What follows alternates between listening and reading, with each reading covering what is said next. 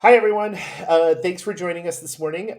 Today, I am joined by Maggie Bright and Sarah Marion, and we are going to talk about public speaking, a topic that is obviously very important in many people's careers, but a little bit stressful for a lot of people. And so, Sarah recently gave a pretty big talk to thousands of people, and we were chatting about it last week. And it occurred to me, I was like, public speaking is a great thing to discuss.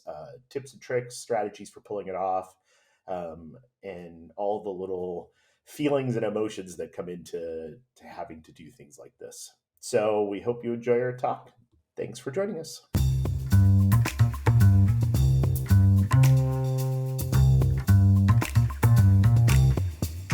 All right. Good morning, Maggie and Sarah. I'm excited to talk to you guys today. Hello, Morning. nice to be here. I know we've taken a couple weeks break from recording, so we're probably going to be a little bit I don't know, not tip top talking condition. Maybe we'll need to take a few extra breathers, catch our I breath. don't I feel like we're always in tip-top talking condition. The content may be terrible, but we know how to talk. No, we're going to be loose and relaxed. It's going to be great. Best thinking. It's kind of funny because like this doesn't, no one listening to this wouldn't have impact them in any way. But we're used to always being remote, but we spent the last week together, which is kind of fun. Like it's kind of a different way to lead into this podcast. We went back on into the remote world, which you probably could do a whole podcast episode just on that, on like the transition between working in person again and going back to remote. But I don't think that's what we'll talk about today. But it was fun to hang out with you guys last week. It was so It fun. was It really made me miss nice. the office a lot. I was like, oh, Me I miss too. those days. Me too. So It's really fascinating, right? How different it is, like the cadence of work and everything. Like when you're getting up in the morning, going to an office versus following my. I have my whole little routine at home, and I was like, oh, this is all I have to relearn how to like get back in the car and go back to work and stuff. Like it's different. did did you feel like you got more or less done? It's not a trick question. Well, it's funny. I actually do think we could do a whole podcast on this. So it's funny. I don't want to go too deeply into this, but what I notice is I get more of the small stuff done in the office because there's like Hmm. these times like it's easy to ignore stuff sometimes, like little things at home and be like, oh, I'll do that tomorrow. It's easier to put off stuff. But then Yeah. there's these breaks when you're in the office when you're waiting for, everybody to finish their stuff so you can go to lunch or go to dinner or whatever. That it was like, oh, I'll do that now and get it done. Like It Agreed. was also things that uh, small logistical things where you need to coordinate with a couple of people. So much easier. 10 minutes of slacking versus 30 seconds of who can you do this? Yeah, I can do it tomorrow. Okay, cool. Thanks.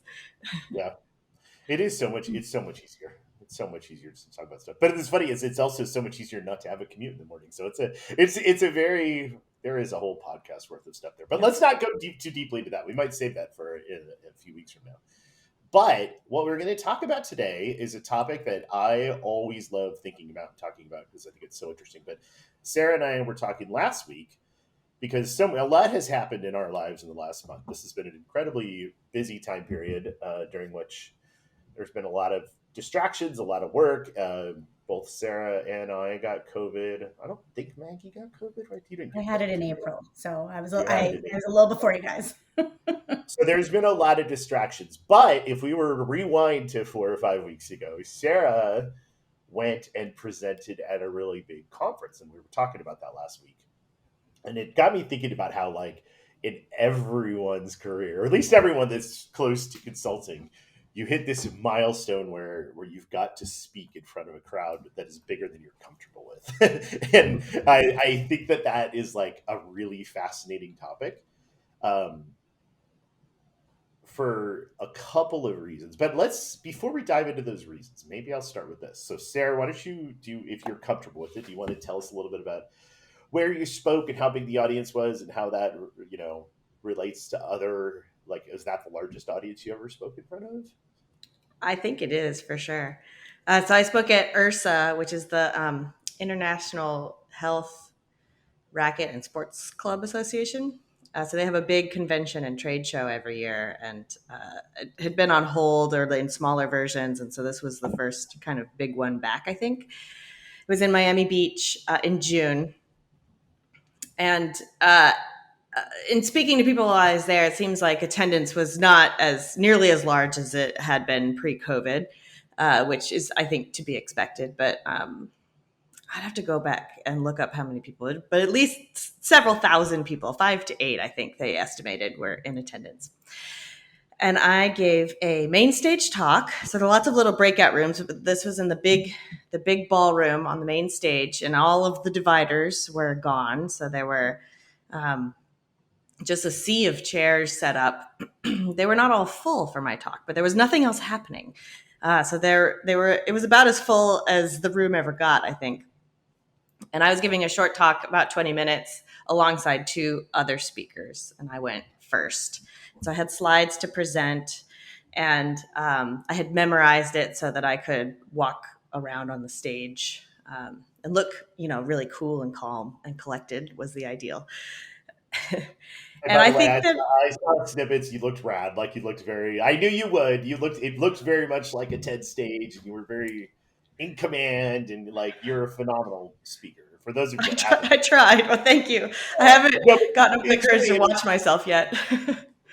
And I don't say this with any. I don't think I have any bias or anything, but I've seen a lot of people present. You're definitely in like the top 1% of like you are a very good presenter, and that's why I think this is a really interesting topic Thank you. because. Um, First of all, that's not easy, right? To be good at that. And my guess is, I definitely don't want to put words in your mouth, but my guess is there was a point where you weren't comfortable doing it. You may not even be comfortable doing it now. I don't know.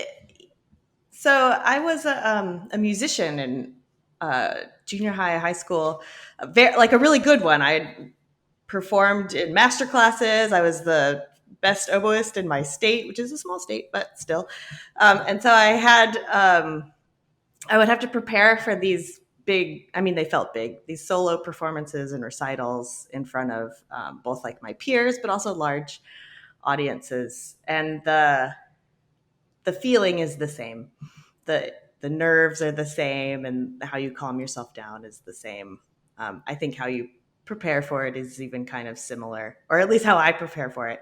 And it's not like I do that kind of speaking all the time, but um, you commit it to memory and you work hard at it. But you also need to be able to pick it up if you get stopped in a spot, which I felt like I didn't have the time to fully prepare with for this talk in that way. But like to prepare for a music performance, you want to know that if you get messed up, you can start over again. You don't have to go all the way back to the beginning. And so what I would do is practice practice it in chunks so that you could also pick it up and begin flowing in that way. I didn't know you were. I wouldn't have, or I didn't. That's a fascinating analogy. That so your first time, what you think of as like where you were learning this was music, not Mm-hmm.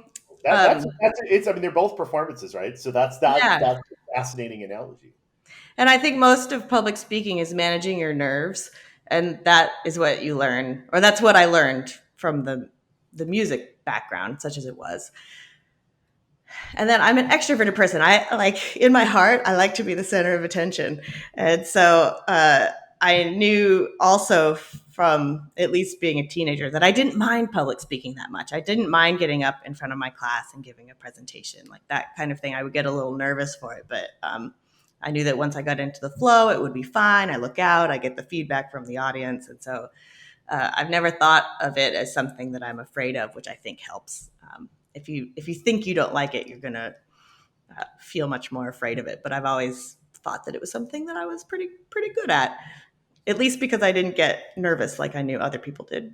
Well, I mean, it's funny. I mean, I started this by saying I think all three of us, me and you and Maggie, are good at this, right? We've had to be like we wouldn't be where we are in our careers now without being good presenters. But I think you're an exceptional presenter. Like you're very, um, I'm you're really very. flattered. I don't feel that way about myself, but thanks. You're a phenomenal. You should be flattered. But I also think the reason I think this is a really interesting topic is you hit on it just a second ago, which is first of all, if you're going to be in a career like ours and what we do, you're going to have to learn to do a presentation. Maybe not at the scale you just did it at, but you're going to have to learn to do this.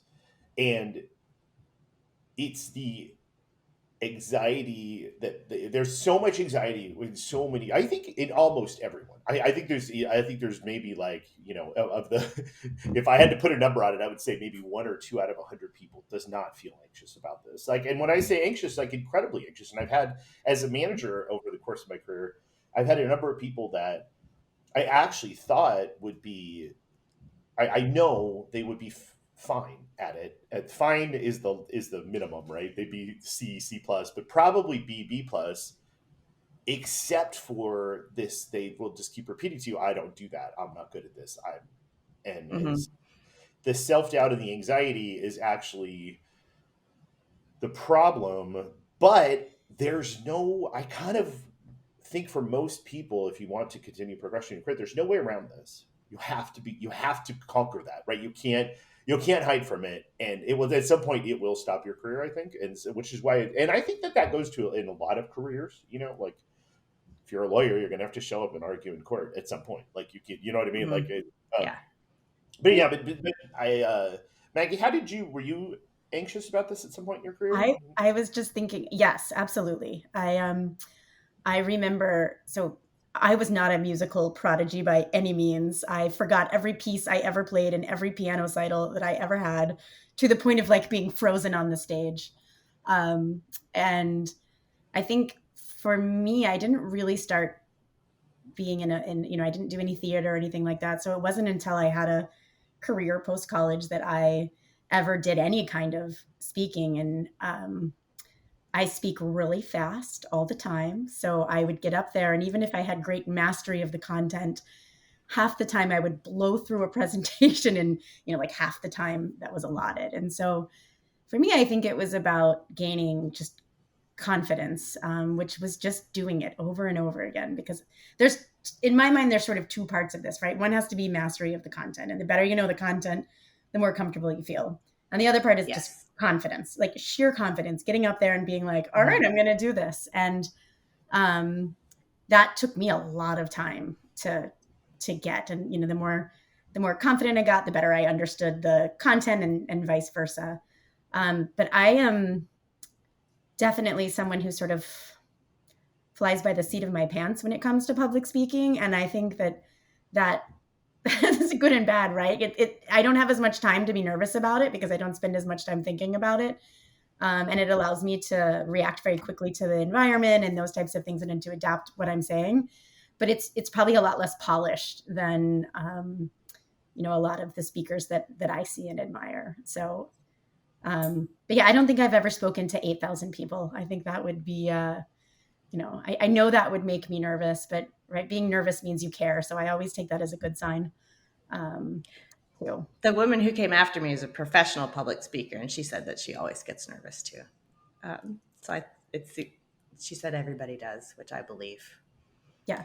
Well, and I Uh, think that's what makes this a really interesting discussion to me is that I think people who don't do this have this idea that people that do it, it comes naturally to them because they look part of being good at this is making it seem like you're very comfortable up there, right? Like, and I think people that do stop and kind of refuse.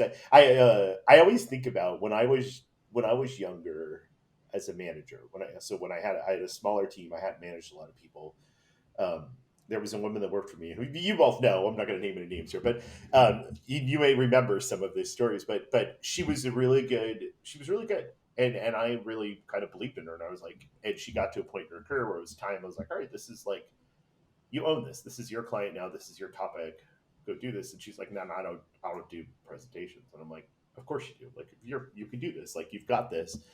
And it became this fight for like 6 months or a year where she's like, I don't like to do this. And I was like, nobody likes to do it really. Like, but it would be bad for you if I step in and voice your work. Like this is a natural like evolution. Like they should see that you're the one with these thoughts and everything. And it became, and I was like, I really struggled like as a manager trying to figure out how to convince her of that. And I always think it's interesting, but I think that there is this block that people have where like some people are good at this, and it's like no. I mean, of course there may be someone out there that there are people that love it, of course, but they're pretty rare. Most of the people that do this, especially if they do it for their career or something, they're nervous about it too, and they had to learn to strategies, like as Sarah said very well, to manage that, to manage the nerves. I remember, like for me, my career started in academia, so my first um, really nervous, like I've got to speak as a professional thing, was a defense of a thesis. And I remember at the time, I'm old, so this was in the 90s. Um, a lot of the grad students would take beta blockers. They're like, if you don't get nervous, you'll do better. And I have this big like anti-drug thing, so I'm like, I'm not gonna take a beta blocker. But I remember like that's an interesting thing to think about. That it's like the beta blocker isn't making you more relaxed. It's stopping the symptoms of nerves, but that in and of Hmm. itself stops the cycle from starting, right? So like since you don't like feel like, so it's fascinating to me. But I do think that if more people realize like, hey, the people that are good at this might get nervous or whatever, but you have to push through it. I think less people would stop themselves. And if you do break through that, like if you, it's a phenomenal advantage for your career, right? Because this is a little ceiling that stops so many people. Um, I think too in our career where so much of what we present is data, it is sometimes hard to connect with an audience regardless of the size when you're talking about numbers.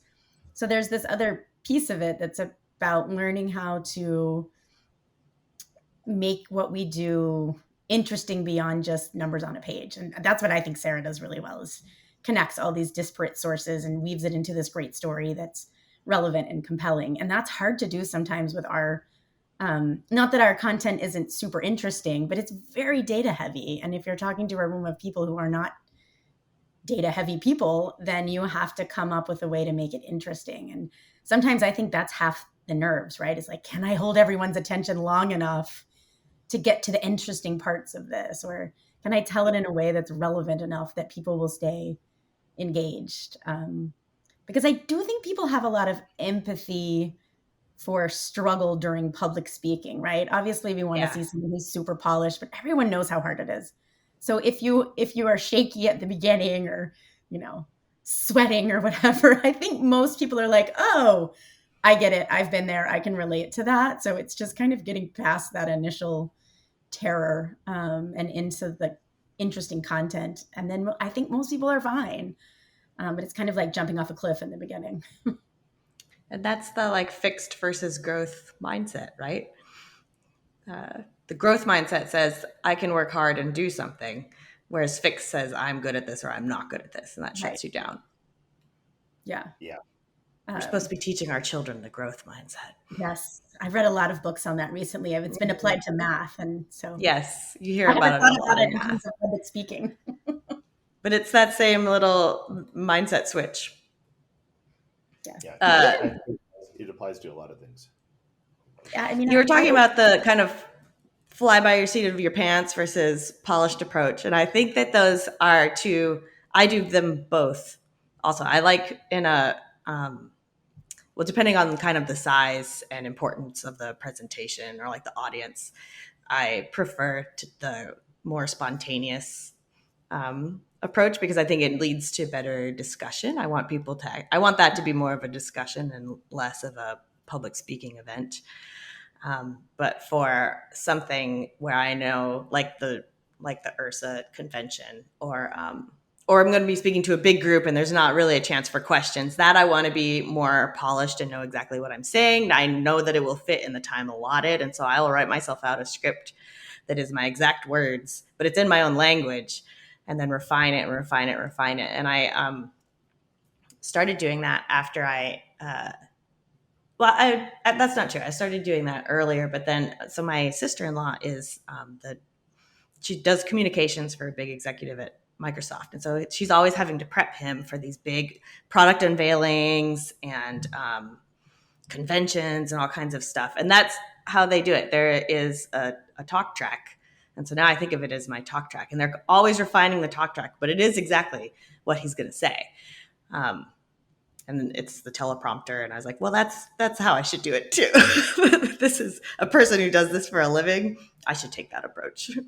Yeah, yeah. No, it's funny. Well, yeah, I think that's a nice segue actually, because I always like to think about like little tips and tricks you can use um, to make this easier in both scenarios, right? It's also interesting that you brought up like with like the winging it thing can be a confidence thing. I've done this so many times that I don't need to overly prepare, or it could be a little bit of a defense. Like I don't want to. It's avoidance too. So it's interesting that can play both ways. But in both What are you scenarios, like saying, Chuck? just depends on the day. But in both of those scenarios, for something I didn't want to work too hard. I always like simple rules, but I basically just started early in my career. Like I would just make I would go 1, 2, 3 for each slide. Right? What's the I first do thing I that want to too do? because you told me to. And, And I yeah, do it because Maggie told me to. it's not scripted necessarily. It's the 3 points I want to hit, but I Mhm. would make sure that either in the speaker notes or if it was a really big deal, I had it memorized. I know exactly what the 3 points were, even if I got derailed or something or asked another question, I would go Yeah. back to like, oh, also point this. Yeah. And I was always in my mind find if time was short, skipping 2 and 3 to move through and just make Yeah. the main points on that. Um, but I wonder, like, are there anything else you guys do? Like maybe either Maggie, we'll start with you. Like anything you do that you've found over your career that helps make presentations easier? So, like I said, I learned from you, so I also do the 3 points on a slide. But what I find is that I do it for maybe the first half of the deck, and usually by the time, as I'm prepping, and I do prep for things even when I fly by the seat of my pants, that I have a good sense of like what my key message is, and that's really how I prep. Is I'm like, okay, what are the even bigger than the slide itself? What are the main themes that I know that I need to get across in this presentation, and what's the time frame in which I have to get those across? And so whenever I feel like I get derailed or off my script, so to speak, I always can remind myself, okay, here are the things that I definitely have to hit.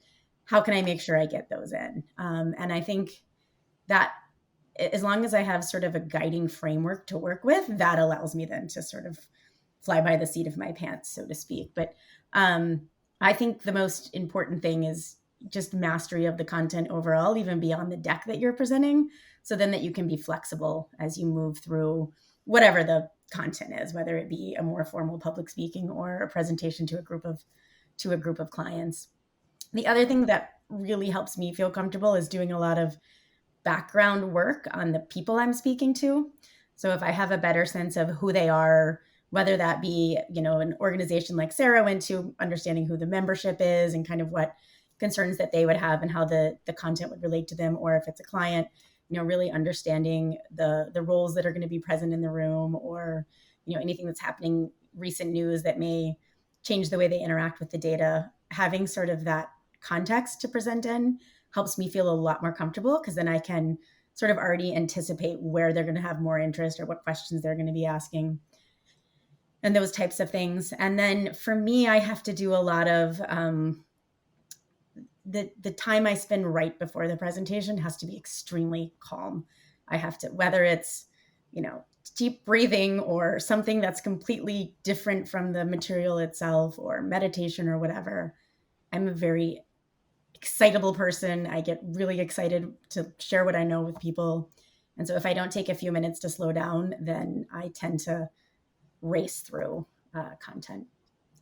So that's kind of my that's how I approach it. I don't know, Sarah, you talked about some of your things. I love that you practice your speech from starting from different points. I never thought about that. That's a great, I've never heard anyone say that before. That was really interesting. yeah. It it's so if you get thrown off in the middle, you don't have to go all the way back, because it is a performance. And like if you think about it as a musical piece, you can start at the beginning and go all the way through the end. But if you get messed up in the middle, like you have to be able to pick it up somewhere in the middle. That's why I never made it through a recital. I only practiced from the beginning. For me, if I'm doing a big presentation like that, where I wanted to memorize it, and I knew that I needed to commit it all to memory and in these specific ways. And I prepared for it the same way that I used to prepare for big auditions, which is I just did it every day, one time every day, for as much in advance as I could. And then, and that also helps you refine what you're going to say, and hit be able to start from different points. And then by the time I got to the day that I was going to give it, I crammed. So I did it like 4 times in a row. And then it was there, except I did forget something because I ended early and I knew that meant I forgot something. But nobody noticed. It was fine. Right. And did you ever figure out what you forgot? I did. It came to me like later in the day. Probably wasn't that important. Yeah, because while I was doing like the actual experience of the speaking was a blank. Right. It'll nag at you until you remember it, right? But I agree with you. I tend to black out during it too. So when it's over, I'm like, what happened? Yeah. The adrenaline takes you through. Yeah. And I knew that I needed to be slow enough because I also speak fast, especially when I get nervous. And so in the 4 times in a row where I was doing it, what I was really practicing was the beginning, getting into it at the cadence that I wanted in a relaxed voice so that I could set myself up for that. And I feel like the beginning is the part you practice the most just because it's at the beginning. And if you get interrupted, you don't get to the end. But it's also the most important part because that's how you find your footing and go on from there. It's interesting to note you two are like in some ways we're talking about 2 different things, right? So the performance idea where Yes. you're presenting to thousands of people is pretty much a one-way presentation, right? Whereas like Right. Yeah, we a totally lot are of talking what about 2 different things. do is smaller group meetings that where actually like a moment of silence and questions are really good for the meeting, right? Like there are many point like so there are kind of different strategies here depending on the type of meeting, but in a smaller presentation, um, it's so critical sometimes to pause and let other voices come into it and turn it into a discussion. Those are oftentimes the most successful outcomes of those meetings are when everybody Yes. starts participating, although that sometimes can mean you make it 20% of the way through the content you hope to cover. But so there are different strategies depending on different meeting types, I think, too, which is kind of important. What are yours? Do you have any tips and tricks? Yeah, what are your tips? Well, the 3 thing I really do not like it. And I have an added layer, you guys know this, but I have an added layer of I read lips. So group things are very stressful to me because I can't if like 2 people talk at once, or if someone starts talking from a direction I don't expect, I get my hearing loss becomes a big issue. So I really don't like it, and that's one of the reasons I'm always kind of like when people are like, "Oh, I don't like doing this," I'm like, "Well, yeah, neither do I. I don't like it way less than you, I guarantee you." But sometimes you have to do stuff you don't like, and then you have to learn to do it and get by. Um, and so I used to when I was younger, I found it really really stressful. Um, and so I that's one of the reasons I would be like, okay, what do we want to cover? Um, and then I try to one of the things there's a whole layer of this is like how you deal with a hearing loss in a big group. But one way it's easier for me is like if I throw the question to specific people, then I know who's going to answer it. That makes it easier than when people start cross talking a lot. Um, so there's things like that, and but I still even to this day I've presented a lot. I mean, compared to most people, I've probably had a lot more presentation experience, and I still don't like it. I still, still really find it stressful and not fun. And I'll think like the bigger it is, like the more I might think about it for longer periods of time. And I do think in what we do, there's always this balance between knowing the data and then committing to a story like that, where you draw the line depending on that project of like, is this something where we really want to tightly control the narrative and what we talk about, or is this something where we want to facilitate a discussion? Well, we talked about sort of mastery of the content and then the confidence piece, but you bring up a third pillar that's sort of controlling the room or the environment, which I hadn't really thought about in the beginning, but which is also very crucial in a successful small environment. And I mean, you have less sort of control uh, in a big public speaking engagement, but it is something that is, I would put it up there as like a third confidence, content mastery, and being able to control the room or the environment. And I don't mean that in sort of like a strict way, but being able to being set up for success and then knowing how to adjust as the environment changes if it does, or how to control the cadence of things or questions, all those types of things. Or when things go awry, like you got a slide that causes consternation in the audience, you need to be able to like get them back on your side. And you don't have the right adapter to plug into the. Right. Right. It happens now, but used to be a huge issue, right? Don't you remember? Like no one had the right dongle or whatever they were called. Well, I've always found this fascinating. I always the group dynamics thing. I always felt like I had a huge advantage because in psychology, you spend so many years prepping for that. You have to learn to do group therapy, which is much harder, and you have to learn all these different ways to like manage a group.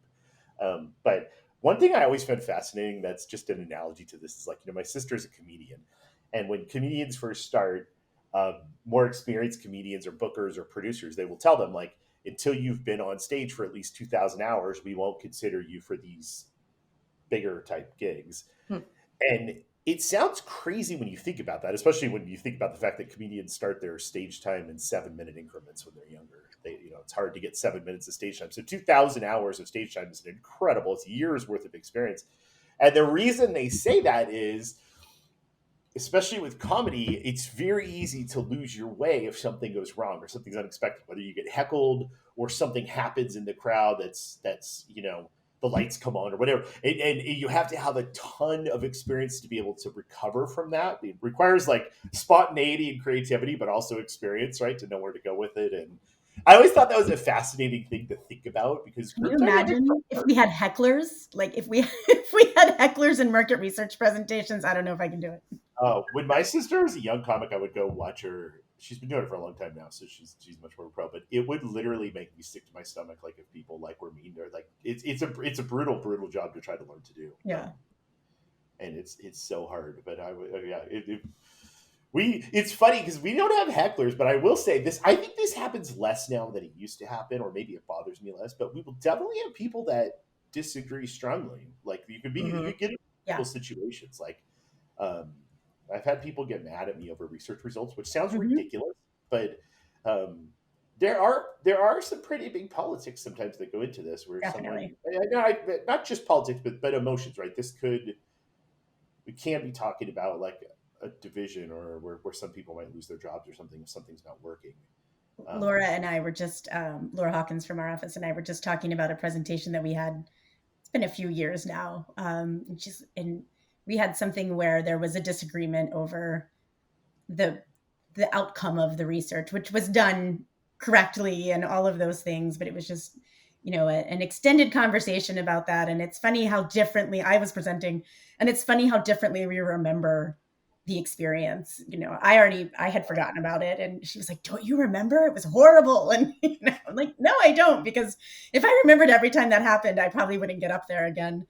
So maybe one of these is a short memory. It's funny you say that, because I was involved, this is years and years ago, I was involved in this very contentious thing. And I kind of forgot about it. And then I was listening to this podcast like a month ago, and one of the main players was a guest, which was very interesting. And basically, he got really mad about something that was actually the correct business decision, and like ended up like leaving the company in a huff. And then I was like, randomly years later, I heard this podcast where he basically apologized, saying he overreacted. And I was like, I remember that. It's pretty funny, like how things, but it is, to some people it's very personal, like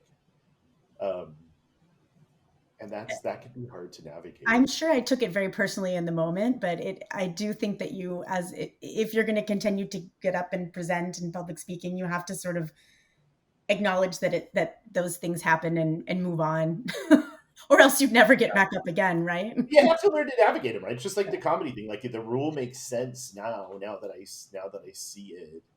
And it's a funny thing about comedy that makes me laugh is like if you see like a pretty big star in a smaller venue, they're more likely to have something wacky happen in a smaller venue.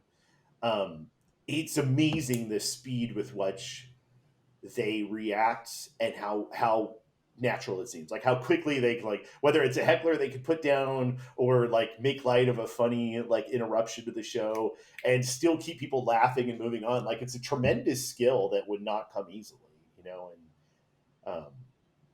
and I think there are similar things to presentations. Like if you have someone that disagrees, like you want to discuss that, but you also don't want to derail everything. You want to be able to you want to be able to put it back together at the end and let Mm-hmm. everyone. In psychology, to talk about containment, right? Can you contain Yeah. the emotion that just started? And it's a hard line to walk sometimes when you're new at it. But I do think it's the critical thing to me is people can't avoid the hardness of it. They have to lean into it a little bit. You have to try it. Um, I think it's so good for your career if you are willing to try it. Yeah, and Which I is think one thing I've always noticed about you, Sarah, is you're willing to lean in and do these presentations and do things that they're a little bit stressful, and some people will avoid them. Um, Give it a shot. I, Give it a shot. I It's a will say little, I love presenting one of Sarah's decks because she's normally written her speaker notes already in the deck.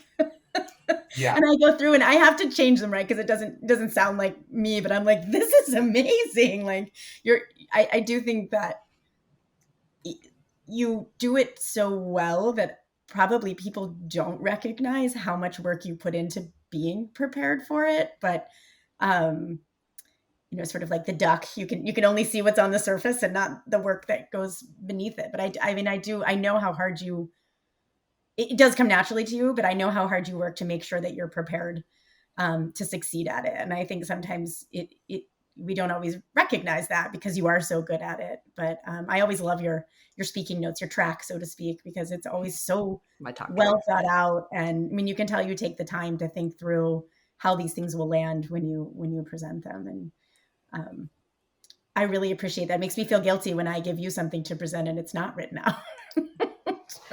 All I'm doing is, I mean, it's the same work that you're doing, but I write it down. Right. But then other And I people feel can like it doesn't take any more time. And then you can give it to somebody else if you have to. Or right. something happens, you can't log on. Somebody else can just do your talk. Yeah. yeah, It's true, but I also think that there are the people that I find that are the most exciting to listen to. They're really good at weaving different pieces of data together and pulling in current events or you know bringing something personal to it as well. And I think you do that too, Sarah. You can kind of, this is how this relates to us, or this is how this relates to me, and they make it really relevant. And it's easier to kind of see yourself in that presentation then.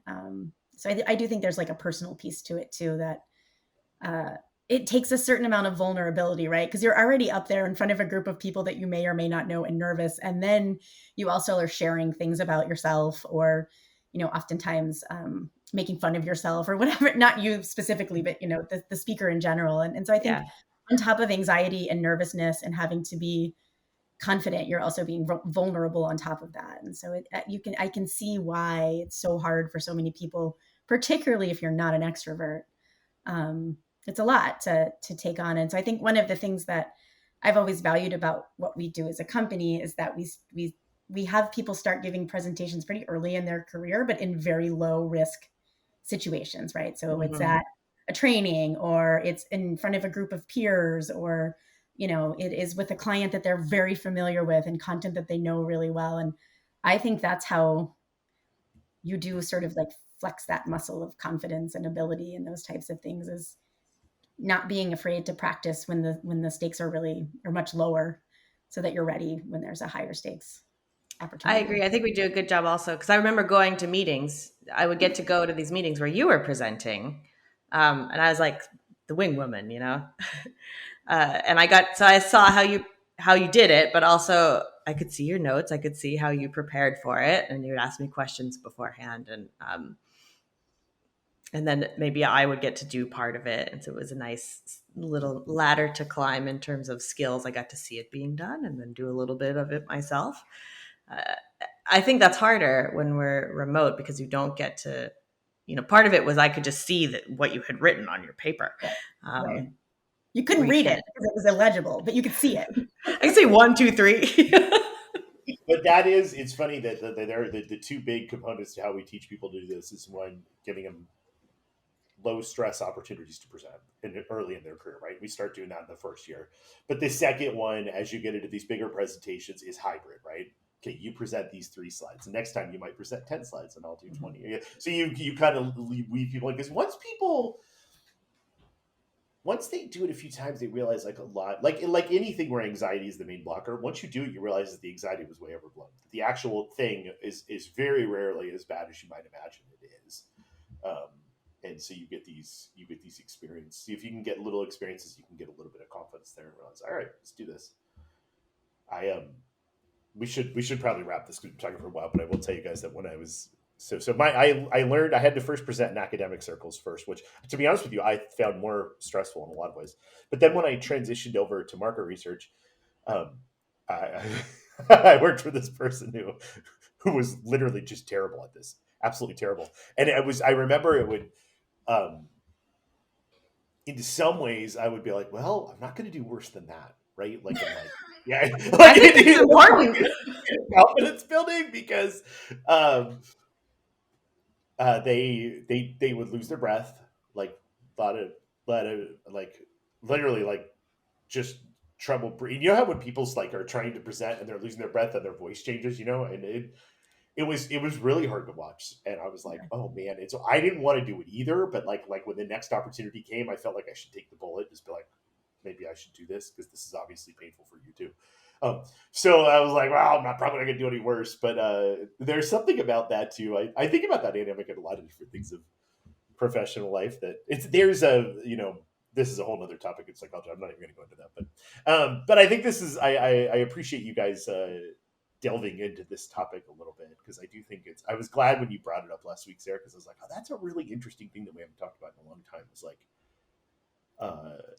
how important it is to have strategies for these presentations and how unavoidable they are for most people's career, especially if you're going to be a consultant like us. So it was rad talking to you about this. Do you want to close on an inspirational quote from Of Winston course I do. Churchill? Yeah, Candy. Go for it. Right? Okay, so this is Deep Winston Thoughts by Maggie Churchill.